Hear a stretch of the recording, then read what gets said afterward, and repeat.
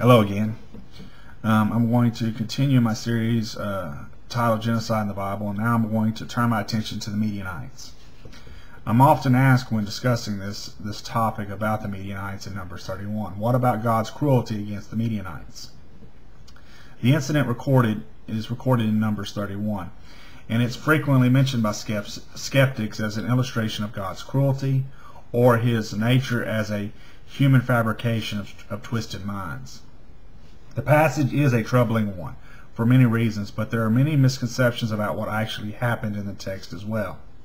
Consider some of the statements made by people and skeptics, some of the ones that have actually been sent to me. Here we have a skeptic saying, for example, throughout time mankind has been at war with itself. Frequently these conflicts are over the possession of land and often use religious decree as reasoning for war. Because of the atrocities prevalent in war, mankind has created rules of engagement to determine punishable war crimes. How ironic it is that these obvious wartime acts are not only perpetrated by the children of Israel, but were commanded or condoned by their God. Additionally, allowances were made for the Israelites to keep attractive female captives for themselves for carnal purposes. Now, these are some serious accusations made against God, or made against the God as portrayed in the Bible. And these allegations should disturb the hearts of all warm-blooded people. Right off the bat, though, there are several obvious historical errors in this brief statement, and several assumptions that have no warrant whatsoever in the text itself or the historical background of the ancient Near East. This passage will be difficult enough to our sensibilities as it is, but let us first weed out the chaff among these allegations. These easy errors, however, in themselves might not be enough to exonerate God, so we will dig deep into the passage situation to surface the actual ethical issues and dynamics. First of all, let's look at this specific passage they are referring to in Numbers 31. Then the Lord spoke to Moses, saying, "Take full vengeance for the sons of Israel on the Midianites. Afterward you will be gathered to your people." And Moses spoke to the people, saying, "Arm men from among you for war, that they may go against Midian, to execute the Lord's vengeance on Midian. 1,000 from each tribe of all the tribes of Israel you shall send to war." So there were furnished from the thousands of Israel 1,000 from each tribe, 12,000 armed for war. And Moses sent them 1,000 from each tribe to the war, and Phinehas and the son of Eleazar, the priest, to the war with them, and the holy vessels and the trumpets for the alarm in his hand. So they made war against Midian, just as the Lord commanded Moses, and they killed every male. And they killed the kings of Midian, along with the rest of their slain: Evi, Rakem, Sur, Hur, Reba, the 5 kings of Midian. They also killed Balaam, the son of Behor, with the sword, and the sons of Israel captured the women of Midian and their little ones, and all their cattle, and all their flocks, and all their goods, and they plundered. Then they burned all their cities where they lived, and all their camps with fire.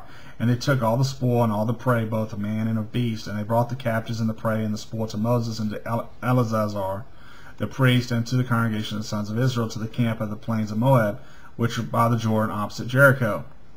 And Moses and Eleazar, the priest, and all the leaders of the congregation went out to meet them outside the camp. And Moses was angry with the officers of the army, and the captains of thousands, and the captains of hundreds, who came from service in the war. And Moses said to them, "Have you spared all the women? Behold, these caused the sons of Israel through counsel of Balaam to trespass against the Lord in the matter of Behor. So the plague was among the congregation of the Lord. Now therefore kill every male among the little ones, and kill every woman who has known a man intimately. But all the girls you have not known man intimately, spare for yourselves. And you camp outside the camp 7 days. Whoever has killed any person, and who has touched any slain, purify yourselves, and you and your captives, and on the 3rd day and on the 7th day. And you shall purify yourselves every garment, and every article of leather, and all the work of the goats, hairs, and all the articles of wood." And then the next part of the passage talks about the division of booty. It's a funny word. Bounty, I guess bounty. What am I talking? Anyway, whatever. Then the Lord spoke to Moses, saying, "You and Eleazar, the priest, and the heads of the fathers' households of the congregation, take count of the bounty that was captured, both of man and of animal, and divide the bounty between the warriors who went out to battle and all the congregation, and levy a tax for the Lord from the men of war who went out to battle, 1 in 500 of the persons of the cattle and of the donkeys and of the sheep, and take it from their half and give it to Eleazar the priest as an offering to the Lord. And from the sons of Israel's half, and you shall take one drawn out of every 50 of the persons of the cattle, of the donkeys, of the sheep, and from all the animals, and give them to the Levites who keep charge of the tabernacle of the Lord. And Moses and Eleazar the priest did just as the Lord had commanded Moses. Now the bounty that remained from the spoil which the men of the war had plundered was 675,000 sheep, 72,000 cattle, and 61,000 donkeys. And of human beings, of women who had not known man intimately, all the persons were 32,000. And half the portion of those who went out to war as follows: the number of sheep were 337,500, and the Lord's levy of sheep were 675. The cattle were 36,000, from which the Lord's levy was 72, and the donkeys were 30,500, which the Lord's levy was 61, and the human beings was 16,000, from which the Lord's levy was 32 persons.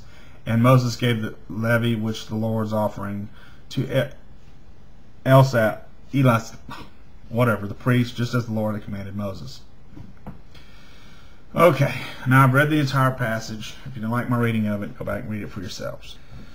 Okay, now first let us dispose of a couple of historical mistakes made by skeptics, and then we can get on to analyzing the severity of the actual event.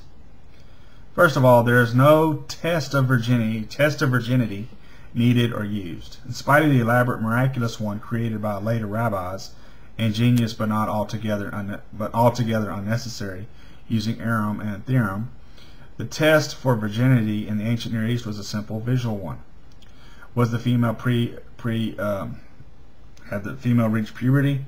Was the female wearing any attire, jewelry, or documents required or associated with virginity in the culture, for the culture?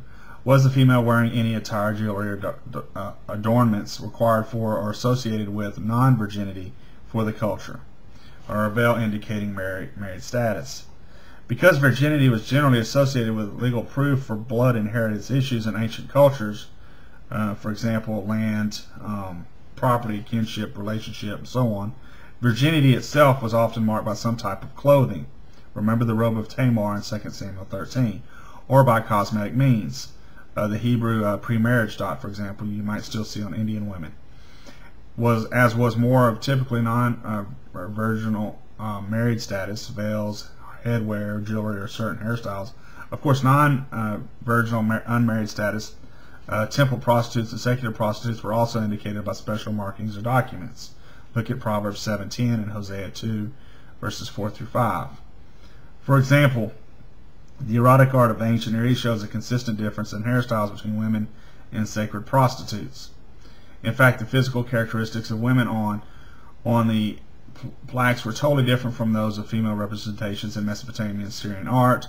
As with the clay figurines, they were frequently naked and their hair was loose. None of these traits is found in the statues or seals that represented women.